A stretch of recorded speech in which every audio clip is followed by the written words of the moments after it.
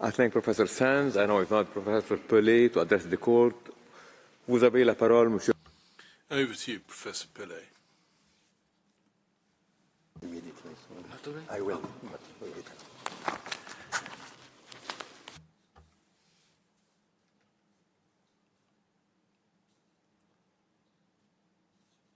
Mr. President, distinguished members of the court, my colleagues summed up in the limited time which they had the principal internationally wrongful acts to be attributed to Israel.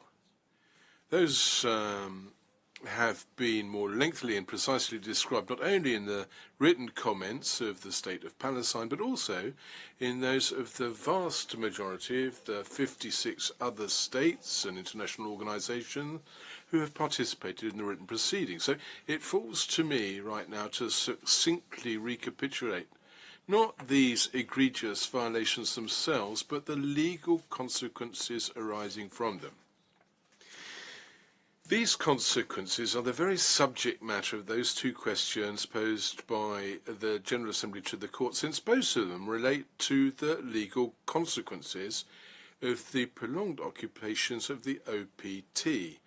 Were I to restrict myself merely to commenting on the list alone of the internationally wrongful acts of which Israel is responsible, were I to do that, I would exceed by far the time at my disposal.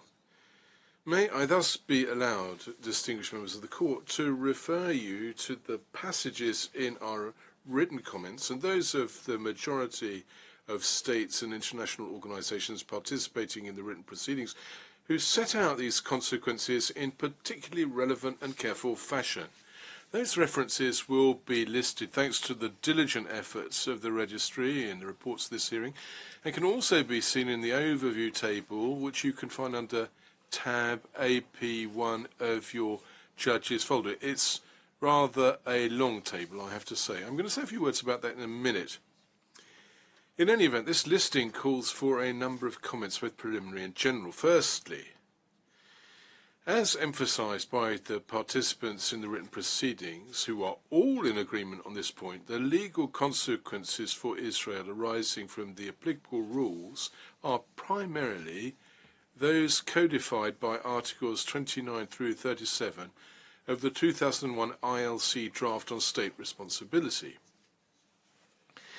These deal, of course, with the full reparation of harm caused by actions or omissions of Israel, but also with their cessation, inseparable from the duty to carry out those obligations breached and the obligation to offer guarantees of non-repetition.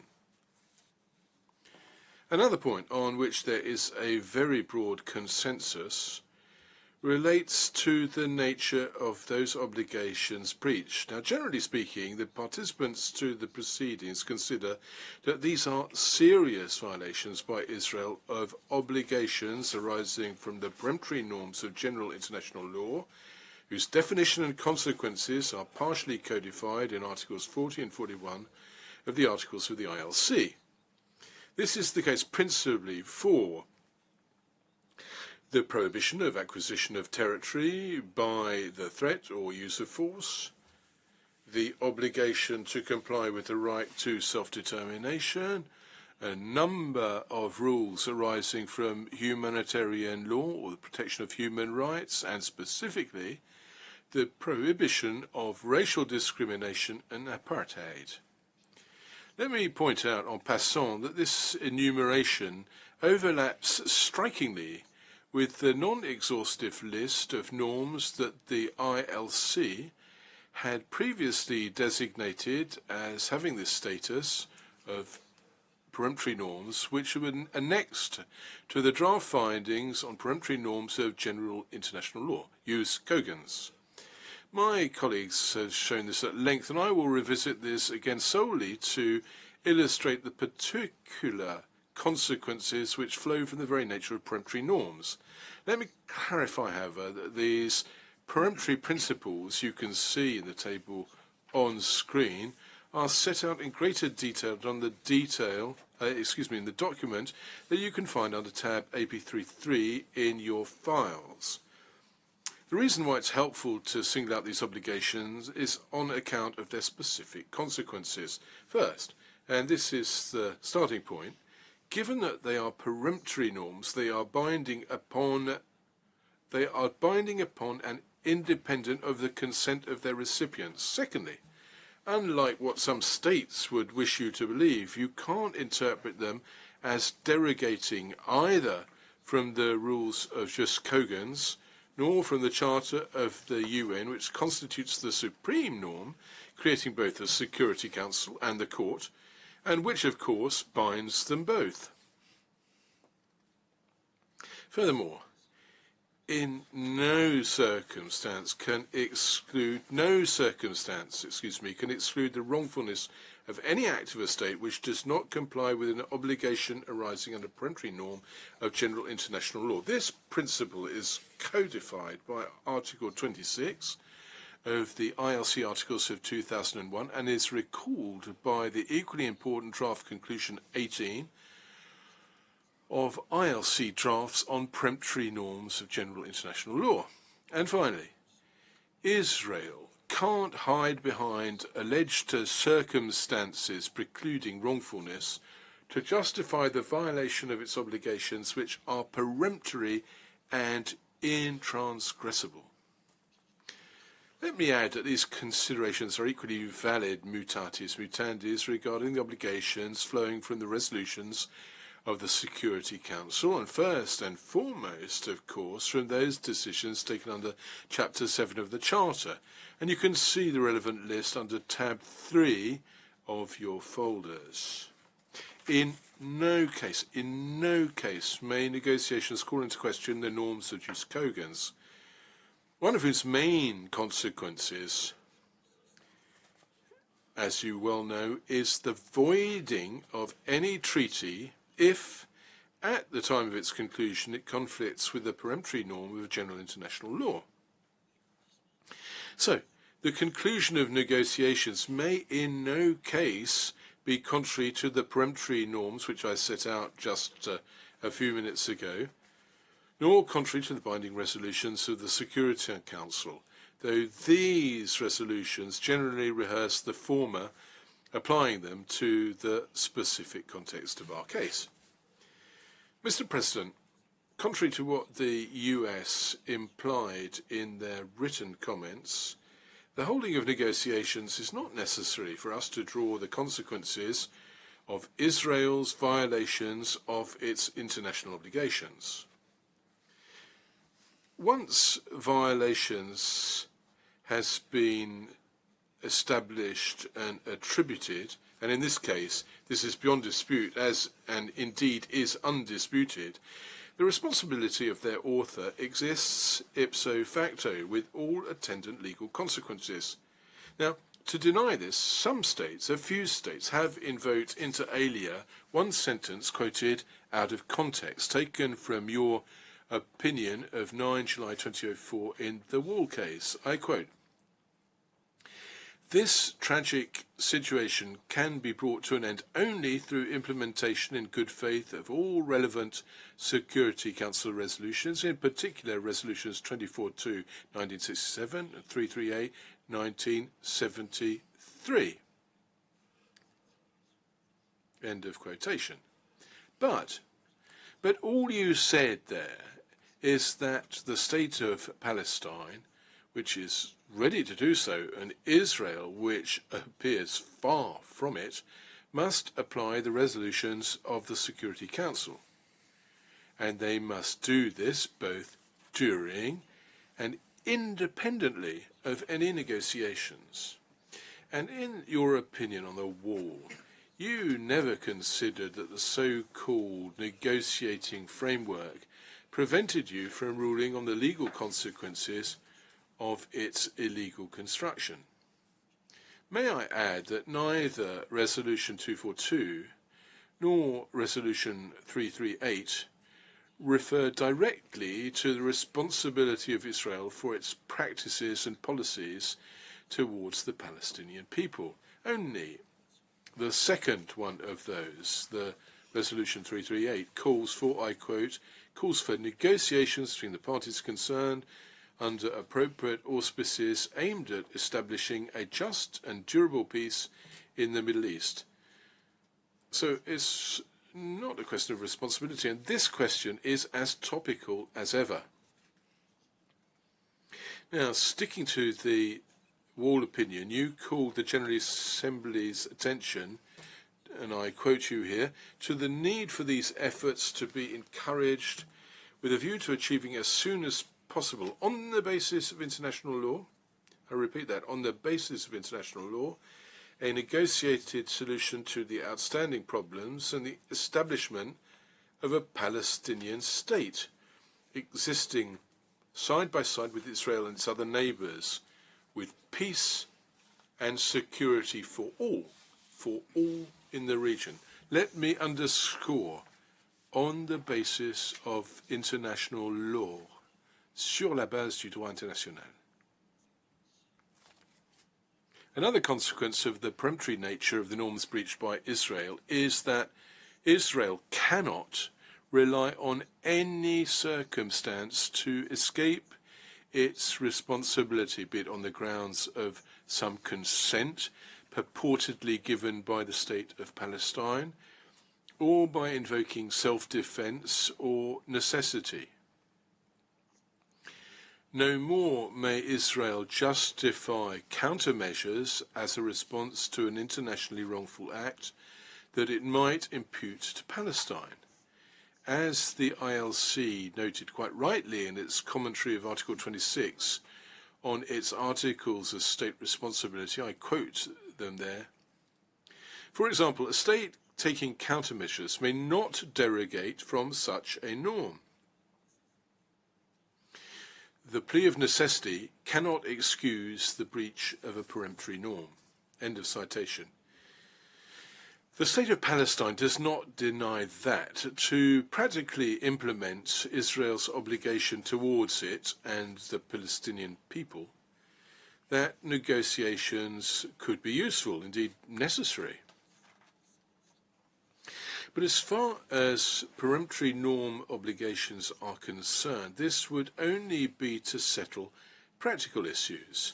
There is no way that such negotiations, or the perspective of such negotiations, could serve as a pretext to exonerate Israel from its responsibility, or lessening their consequences, or delaying their implementation.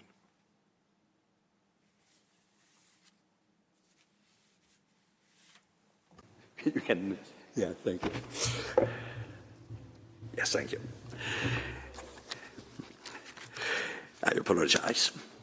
Madam. Distinguished members of the Court, as you will recall, not only the State of Palestine, but also a number of other participants, the obligations incumbent upon Israel to draw the consequences of its internationally wrongful acts are unconditional and immediate. That's the case for the obligation to put an end immediately and unconditionally to, and completely, to the occupation of Palestinian territory, including East Jerusalem. This is an occupation, as you well know, lasting almost 57 years.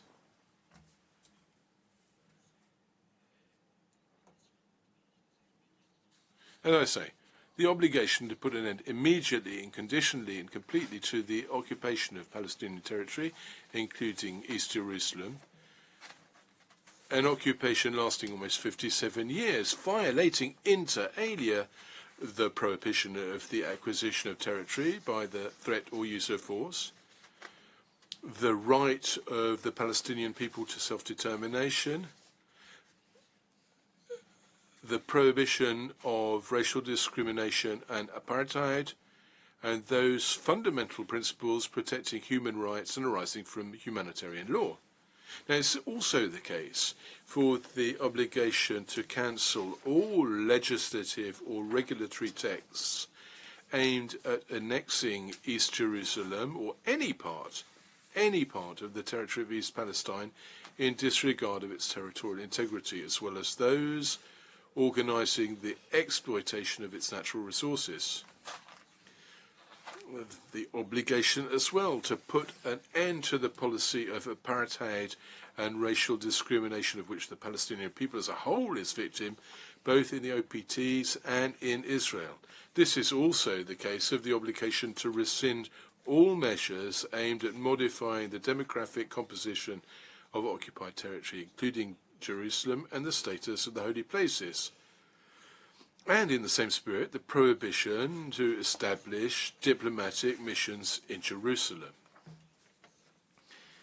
The same applies to the obligation to dismantle settlements in the OPT, or the obligation to ensure the return of Palestinians expelled from Israel and from OPT and their descendants, and to restitute properties confiscated, be they property, both real and personal property, to their Palestinian owners, and to pay them, the owners, inter alia, appropriate compensation, and further, the obligation to search for, prosecute, and punish the authors of war crimes, crimes against humanity, including apartheid or genocide, or other egregious violations of human rights.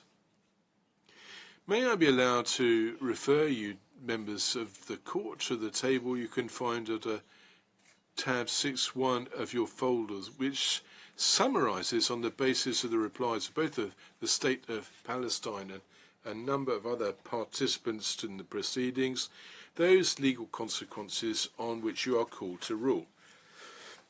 Mr. President, the secondary obligations, if you will, that I've enumerated thus far are the consequence of Israel's practices and policies pursued in persistent and egregious violation of the obligations of peremptory norms of general international law, and in first place of its illegal occupation, its denial of Palestinian people's right to self-determination, which is the source of all these evils.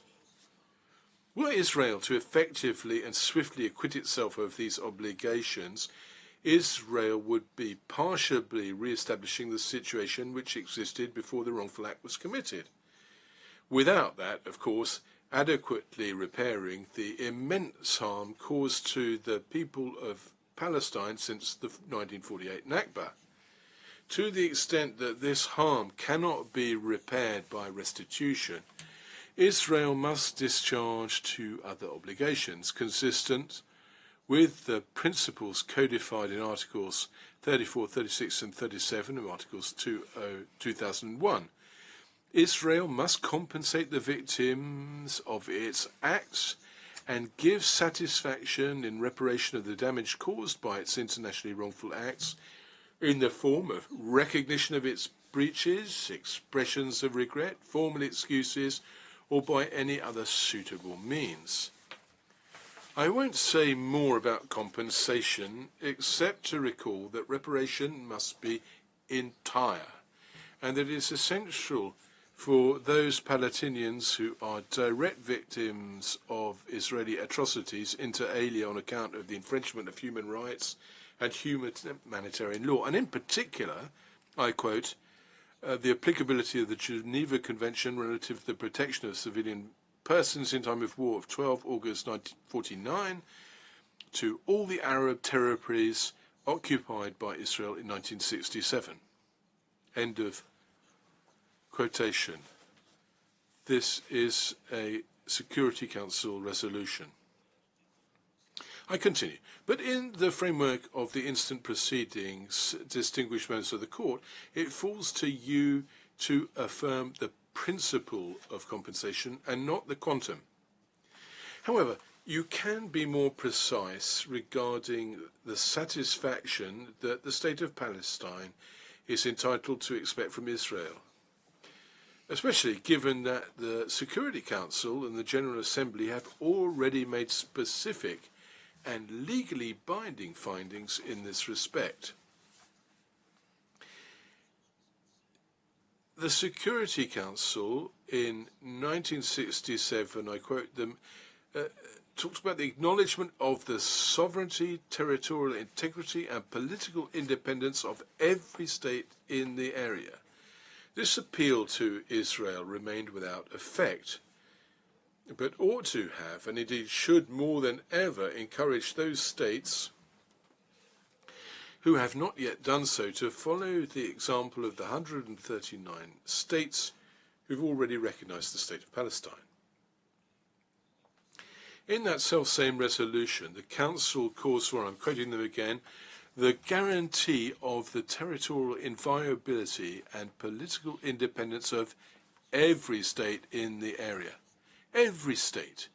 That includes, of course, without doubt, the State of Palestine. Now, these decisions, and these are binding decisions, were rehearsed, reiterated on numerous occasions since the important resolution 2334 of the Security Council of 23 December 2016, which is particularly important. And because it's so important, you will find it under tab 6.4 in your folders. It has to be said that Israel paid no attention to this either. Now, Mr. President, if ever there was a situation in which these guarantees of non-repetition foreseen by Article 30 of the Articles of the ILC apply, it is this case. For almost 57 years, despite the repeated appeals of the General Assembly and the Security Council of the UN, and numerous other international organizations, be they NGOs or governmental, Israel has obstinately stuck to its policy of oppression and discrimination against the Palestinian people in breach of the most fundamental principles of international law, and by its practices has continually exacerbated the situation with the unconcealed objective of making impossible the realization of the Palestinian people's right to self-determination. Let me point out once again that the Security Council has for many years expressly called upon Israel to discharge all of these obligations, as you can see in the table under tab 6.2 of your folders, which summarizes all the relevant resolutions of the Security Council. And the General Assembly insisted time and again on, I quote them, the urgency of achieving without delay an end to the Israeli occupation that began in 1967, end of quotation. And of course, as well to bring to an end the other violations of Israel and its obligations whose urgent nature it emphasized by saying immediately. Mr. President, given that it is legally impossible for Palestine to renounce requiring Israel to comply with its peremptory obligations, the cogent nature and the seriousness of their violations by Israel have major consequences for third states. Now, they are set out a minima in Article 41 of the ILC articles. The Security Council and the General Assembly have repeatedly called upon all states, I quote, not to provide Israel with any assistance to be used specifically in connection with settlements in the occupied territories. More broadly, they have equally reasserted the obligation of the UN and all states not to recognize the situation resulting from the unlawful occupation of Palestinian territory, not to provide aid or assistance, to make the distinction between occupied Palestinian territory and Israeli territory, and to comply with and enforce international law. This implies that the responsibility of Israel should be implemented and that the resolutions of the Security Council should be applied by practical means. Excuse me. Mr. President, principles set out in Article 41 describe some of the essential and indispensable consequences of any serious violation of the obligation of the peremptory norms of international law. Such norms are rare, it is true, but Israel has seriously and systematically breached most of them and continues so to do. So Israel must assume the consequences, and it's up to the court to remind Israel of them and to specify the contents thereof in the light of the facts of the case. Once again, because I don't have the time and because iterari iadem omnia diabolicum, I humbly request you to refer to the relevant paragraphs of our observations, in other words, of our comments and written statements. I'll merely recall in telegraph style that third states, starting with the UN, must prohibit the provision of Israel with any military or technological assistance which could be used in the OPT, including Gaza, of course, to perpetuate or reinforce its occupation and the regime of racial discrimination and apartheid instituted by Israel. This prohibition covers all authorizations for any type of arms trade which could be used to such ends. Third states also have to aid and assist Palestinian people, including refugees from the time of Akbar up until those who have fled recent Israeli atrocities, giving them the means necessary for their subsistence inter alia via competent international organizations. And that will surely include UNRWA. Third states they must refrain from any form or economic relations or other relations with Israel involving the population or the natural resources of the OPTs without the express agreement of the legitimate representative of the Palestinian people. Third states also must ensure that their own nationals do not pillage nor unduly appropriate these said natural resources. Third states have the obligation to cooperate with a view to effectively realizing the right of the Palestinian people to self-determination. They must also prosecute and punish all individuals responsible for serious crimes under international law, including their own nationals, before national courts or by cooperating with the ICC. Now, there is a point on which I'd like to more especially draw your attention, distinguished members of the court. This relates to paragraph 3 of Article 41, which specifies that it is without prejudice to further consequences that without prejudice to further consequences that a serious breach, as defined by Article 40, may entail under international law. End of quote. As from then, the obligation of third states and the UN don't stop at these duties of cooperation and non-recognition. As Palestine explained in its written comments, they have an obligation, both customary and conventional, to pursue, punish or extradite the authors of violations, be they war crimes, crimes against humanity, the crime of apartheid, not to mention acts of genocide committed against the Palestinian people, whose plausibility you recognized in your order of 26 January.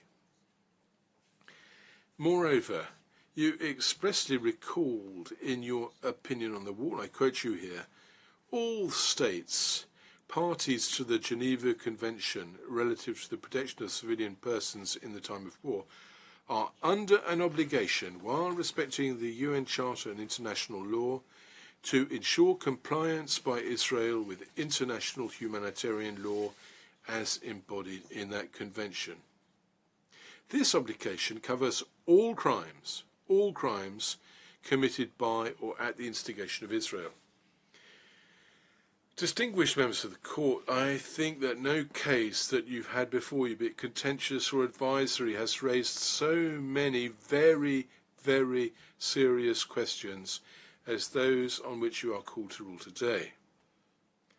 The number of participants in these proceedings, 57 during the written phase, 54 who will be participating in these hearings bears witness to the importance of the stakes in play and to the conviction of the international community of states as a whole that the court has a crucial role to play to help put an end to the dramatic situation created by Israel's breaches of the most intransgressible principles of international law.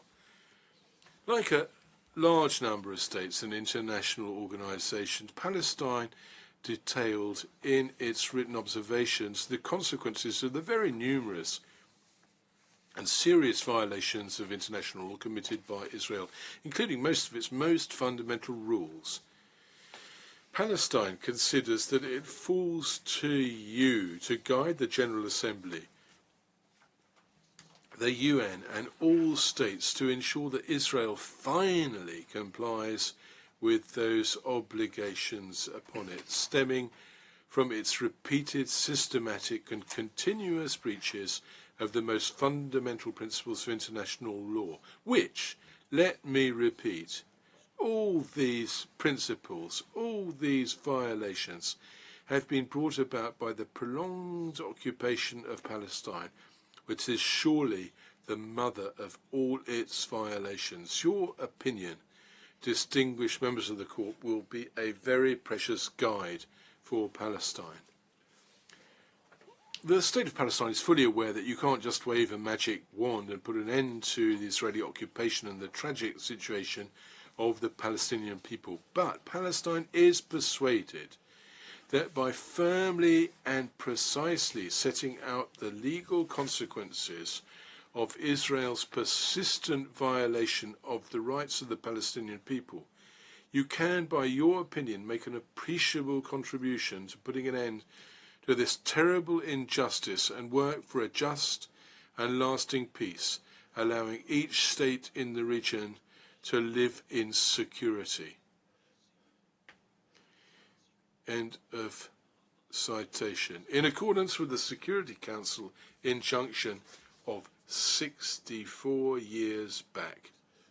And at the same time, you will fulfill your primary function to ensure the compliance of international law that your court administers. So thank you very much. I would be very happy if you could call His Excellency Dr. Riyad Mansour